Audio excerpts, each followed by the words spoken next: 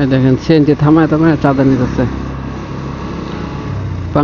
বাংলাদেশে খুব সংস্কার হয়েছে, দেখছেন এখানে সিএনজি থামায় থামায় ওই চাঁদা নিতেছে। আগে নিত মেয়রে, এখন নিতেছে কারা আপনারা তো জানেনই। এভাবে চলতে থাকলে মূলত যে সংস্কার বলে চিল্লায়, ইউনূস যারা মারা গেছে তাদের সাথে মজা করতেছে। মূলত নির্দিষ্ট একটা গোষ্ঠীর এজেন্ডা বাস্তবায়ন করতেছে ইউনূস, এছাড়া আর কিছু না। এই যে এখানে অনেক দিন ধরে চাঁদা তুলতেছে, এটা কি মানে সরকারে দেখে না? এখন তো পৌরসভাও নাই, সিটি কর্পোরেশনও নাই, কিছুই নাই।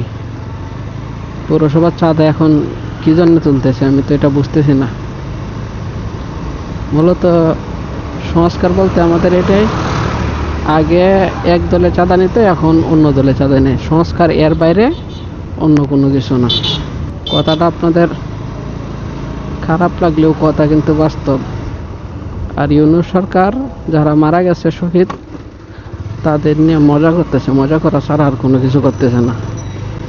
এখানে দেখছেন দুইজন বসে আছে, কি সুন্দর চাঁদা উঠাইতেছে ওপেনে, কেউ প্রতিবাদও করে না, কিছু না। করবো কেমনে?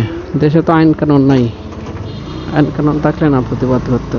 এই ওপেনে চাঁদা তুলতেছে না, প্রতিবাদের মজা কিছু না। এখানে ইউনও জানে, থানার ওসি জানে, এসিলেন জানে, সবাই জানে, কিন্তু এটার প্রতিকার নাই। এটা হচ্ছে আমাদের সংস্কার।